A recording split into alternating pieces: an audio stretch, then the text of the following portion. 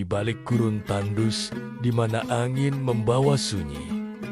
Lahirlah kisah penuh ujian dan keikhlasan. Sebelum menyelami air matanya, jangan lupa subscribe, like, komen, dan share agar cahaya kisah ini terus menyala di hati yang mencari makna. Langit merah menyelimuti padang pasir.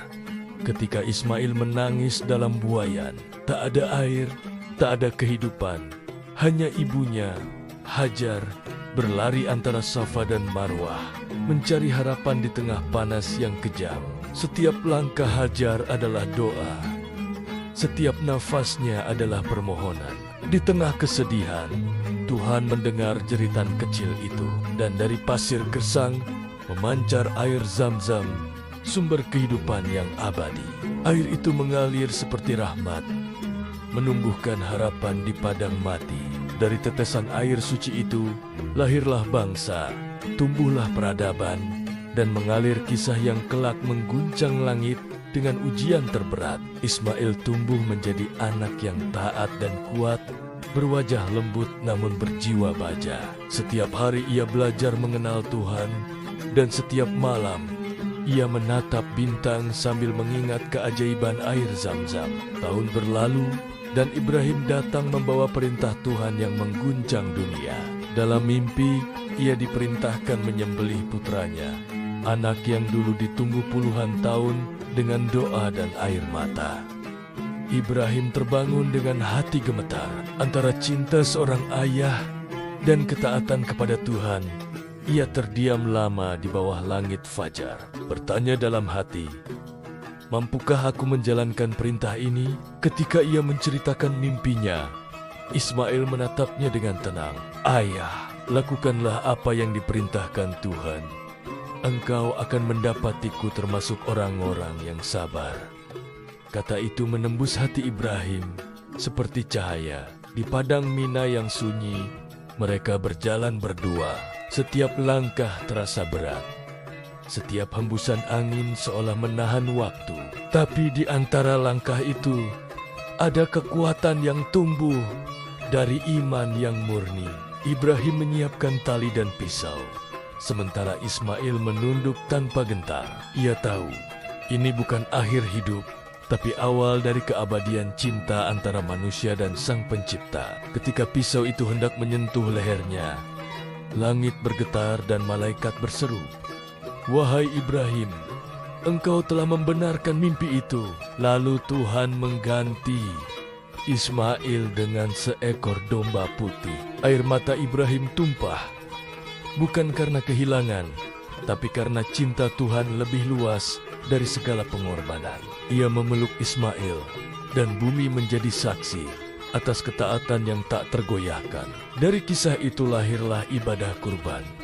Bukan sekadar penyembelihan hewan, tapi penyembelihan ego dan keinginan dunia. Itulah simbol cinta sejati antara manusia dan Tuhannya. Ismail tumbuh menjadi lelaki yang bijak dan pemberani. Ia membantu ayahnya membangun Ka'bah, rumah pertama bagi manusia untuk menyembah Allah.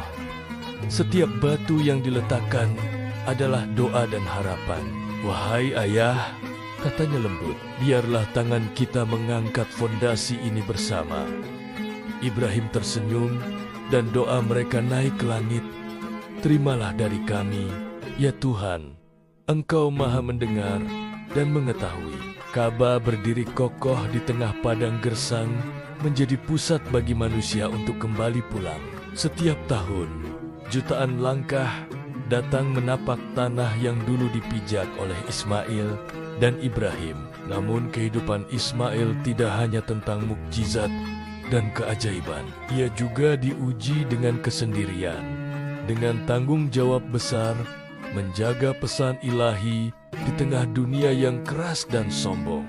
Ia menjadi teladan bagi umatnya, mengajarkan kesabaran di tengah ujian. Ia tahu tidak semua orang bisa mendengar suara Tuhan, tapi setiap hati bisa mengenalnya melalui keikhlasan. Malam demi malam, Ismail menatap langit dan mengingat masa kecilnya. Ia teringat ibunya yang berlari di antara bukit. Teringat ayahnya yang menahan pisau di atas lehernya dan mengucap syukur atas cinta yang begitu besar. Setiap tetes air Zam-Zam yang ia minum mengingatkannya pada asal mula kehidupannya. Dari kehausan lahir keberkahan, dari ujian tumbuh keimanan.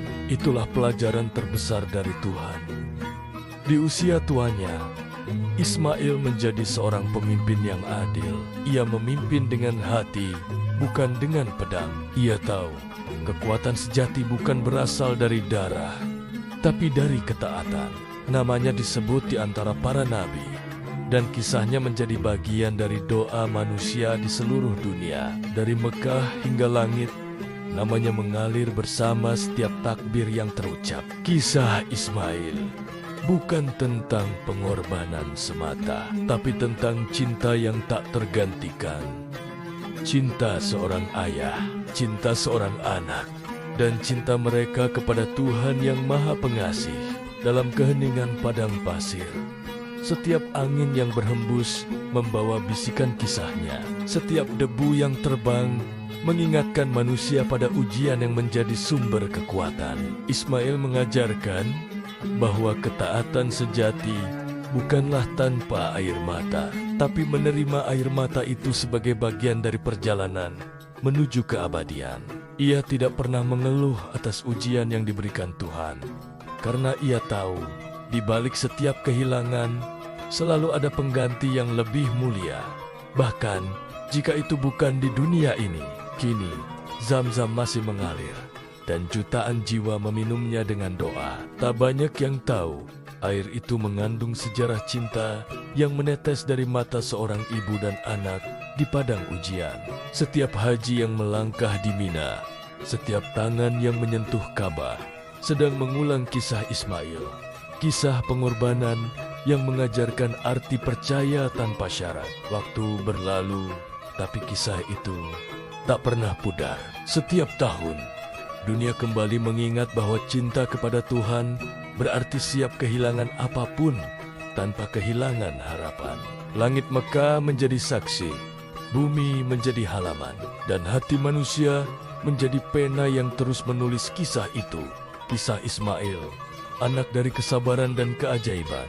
Dan sebelum kisah ini berakhir, tanyakan pada dirimu, apakah kau siap menjadi seperti Ismail yang rela menyerahkan segalanya demi cinta yang abadi?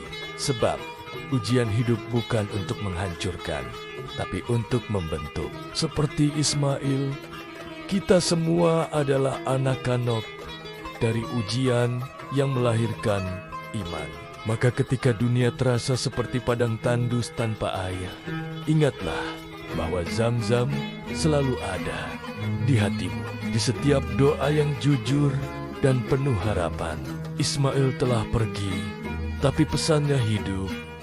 Jangan takut kehilangan, karena Tuhan tidak mengambil tanpa memberi sesuatu yang lebih indah. Dan saat matahari terbenam di gurun yang sama tempat ia diuji, kita tahu air matanya bukan tanda lemah, tapi bukti cinta tertinggi antara manusia dan Sang Pencipta.